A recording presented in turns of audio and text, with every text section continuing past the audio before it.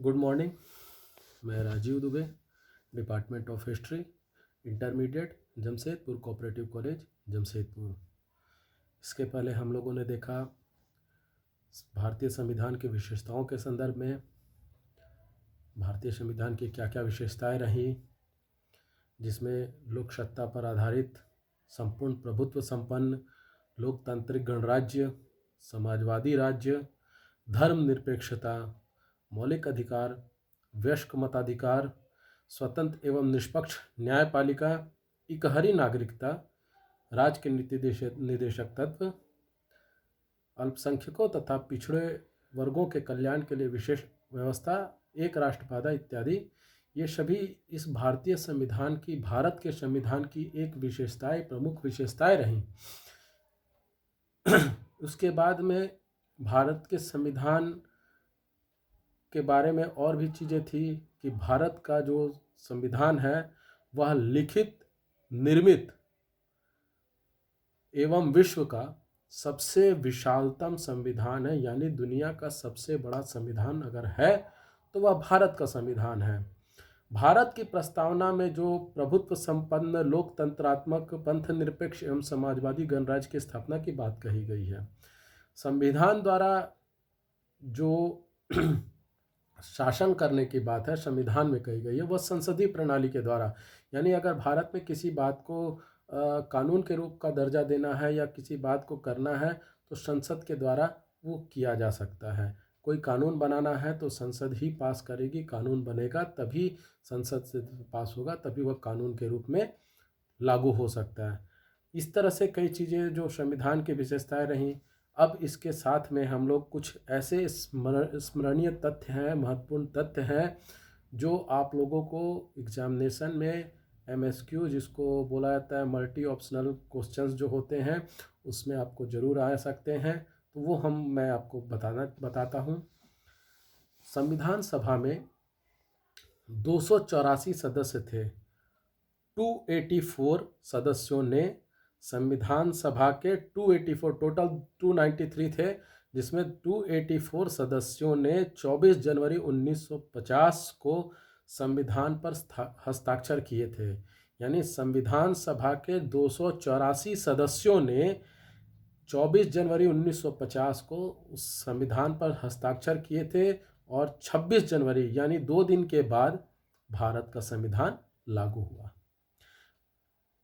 संविधान सभा में कुल 11 सत्र हुए थे, टोटल 11 सत्र हुए थे।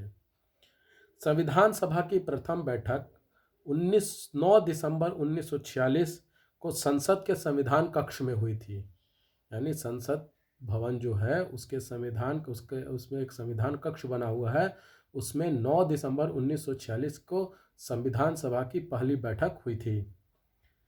आज इस स्थान को संसद के सेंट्रल हॉल के नाम से जाना जाता है। यानी जो संविधान सभा की पहली बैठक जो संविधान कक्ष में हुई थी, आज उसी कक्ष को सेंट्रल हॉल के नाम से जाना जाता है। संसद भवन का जो सेंट्रल हॉल है उसी को पहले संविधान कक्ष के नाम से जाना जाता था, आज वह सेंट्रल हॉल के नाम से जाना जाता है। प्रथम संविधान सभा में 9 महिलाओं सहित 207 प्रतिनिधि शामिल हुए थे। यानी जो पहली सभा हुई थी संविधान सभा के सदस्यों की, जो पहली मीटिंग हुई थी, वह 207 सदस्य उसमें शामिल हुए थे, जिसमें 9 महिलाएं थीं।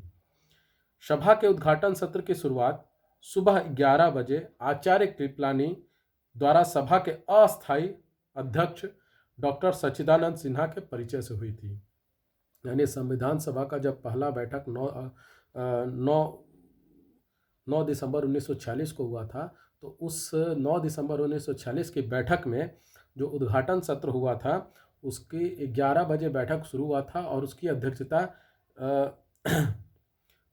आचार्य कृपलानी ने की। और आचार्य कृपलानी ने उस संविधान सभा के अस्थायी यानी टेम्पररी प्रेसिडेंट डॉक्टर सच्चिदानंद सिन्हा के परिचय देते हुए शुरुआत किया था।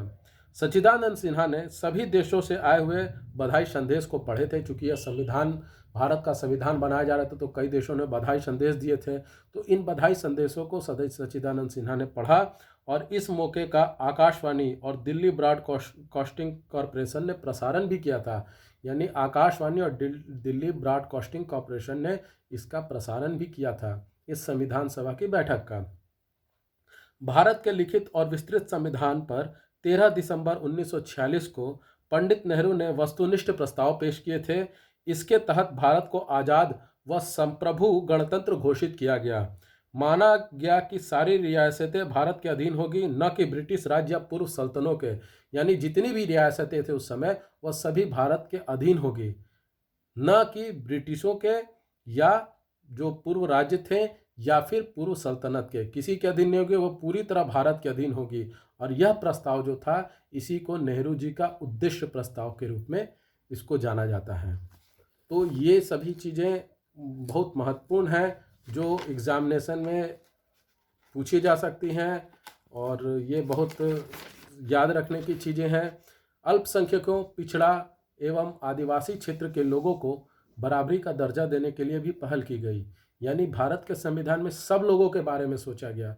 अगर अल्पसंख्यक हैं, पिछड़े हैं या आदिवासी क्षेत्र में रहने वाले लोग हैं, पिछड़े वर्ग हैं, उन लोगों के बारे में भी, उन लोगों को कैसे, अगड़े लोगों के जो तरक्की कर चुके हैं लोग और जो आगे बढ़ चुके हैं, उन लोगों के बराबर में कैसे लाया जाए, किस तरह से उनको उनके बराबर में लाया जाए, शिक्षा हो, आर्थिक हो, यानी समानता कैसे लाई जाए, उसके बारे में भी संविधान में विचार विमर्श किया गया और प्रावधान बनाया गया। कैबिनेट मिशन की घोषणा 15 मार्च 1946 को ब्रिटिश प्रधानमंत्री एटली ने की थी। इसके 3 सदस्य थे, भारत मंत्री पैथिक लॉरेंस, सर क्रिप्स तथा एवी अलेक्जेंडर।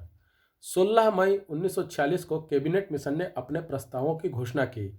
16 जून 1946 को मुस्लिम लीग ने कैबिनेट मिशन की संवैधानिक योजना पर अपनी स्वीकृति दे दी और यही संवैधानिक योजना थी जिसमें भारत का बंटवारा होना माना जा रहा था। 25 जून 1946 को कांग्रेस कार्य समिति ने पंडित जवाहरलाल नेहरू की अध्यक्षता में कैबिनेट मिशन योजना को स्वीकार किया।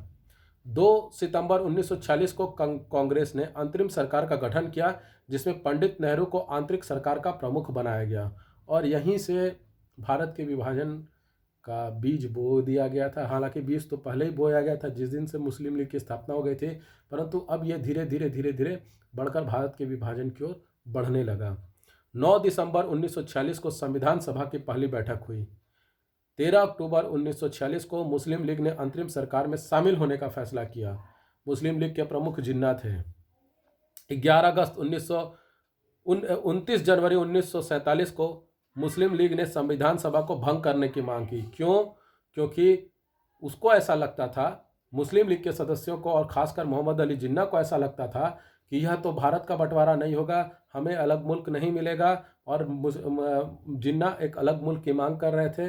उनको ऐसा लगने लगा था कि चूंकि अब संविधान सभा की बैठक हो गई तो संविधान बनेगा तो भारत का पूरा बनेगा, तो इसलिए उन्होंने संविधान सभा को भंग करने की मांग की। 11 अगस्त 1947 को जिन्ना को पाकिस्तान की संविधान सभा का अध्यक्ष निर्वाचित किया गया। यानी जब बंटवारे का बात तय हो गया कि भारत का बंटवारा 2 भागों में होगा, जिसमें एक पाकिस्तान बनेगा और एक हिंदुस्तान बनेगा, यानी भारत रहेगा, तो उसमें जब यह तय हो गया तो पाकिस्तान को के संविधान सभा का अध्यक्ष मोहम्मद अली जिन्ना को घोषित किया गया, जो कि 11 अगस्त 1947 को था। 14-15 अगस्त मध्य रात्रि को भारत की स्वतंत्रता की घोषणा हुई। लॉर्ड माउंटबेटन को स्वतंत्र भारत का गवर्नर जनरल नियुक्त किया गया और जवाहरलाल नेहरू भारत के प्रथम प्रधानमंत्री बने। 14 अगस्त 1947 को पाकिस्तान का स्वतंत्र राष्ट्र के रूप में जन्म हुआ। मोहम्मद अली जिन्ना इसके गवर्नर जनरल तथा लियाकत अली भारत के पाकिस्तान के प्रथम प्रधानमंत्री बने। लॉर्ड माउंटबेटन के अनुसार अंग्रेजों ने 15 अगस्त 1947 को ही भारत को स्वतंत्रता इसलिए प्रदान की क्योंकि 2 वर्ष पूर्व इसी दिन द्वितीय विश्व युद्ध में जापान ने आत्मसमर्पण किया था। इस प्रकार अंग्रेजों के लिए 15 अगस्त एक महत्वपूर्ण तिथि थी। यानी 15 अगस्त को द्वितीय विश्व जो समाप्त हुआ, 15 अगस्त 1945 को द्वितीय विश्व युद्ध समाप्त हुआ था, जिसमें जापान ने आत्मसमर्पण किया था और इसी के कारण 15 अगस्त अंग्रेजों के लिए एक महत्वपूर्ण तिथि बनी और इसीलिए 2 वर्ष बाद 15 अगस्त 1947 को भारत को आज़ादी मिली। भारत विभाजन के समय बंगाल और पंजाब में जिलों के विभाजन तथा समय निर्धारण का कार्य एक कमीशन के अधीन सौंपा, जिसकी अध्यक्षता रेडक्लिफ ने की थी। एक रेडक्लिफ रेखा भी चलती है, या एक रेडक्लिफ के नाम पे एक रेखा भी खींची गई जो भारत और पाकिस्तान को अलग करती है। 19 नवंबर 1949 को संविधान सभा के अध्यक्ष डॉक्टर राजेंद्र प्रसाद ने संविधान पर हस्ताक्षर किए और 26 जनवरी 1950 को भारत का संविधान लागू हो गया। तो ये सभी चीज़ें जो थी भारत के संविधान से जुड़ी हुई कुछ महत्वपूर्ण बातें थी जो मैंने आप लोगों के साथ साझा की। तो आपको ये वीडियो कैसा लगा, लाइक करें, कमेंट करें, शेयर करें, ज़्यादा से ज़्यादा मात्रा में सब्सक्राइब करें। घर पे रहें, सुरक्षित रहें। धन्यवाद।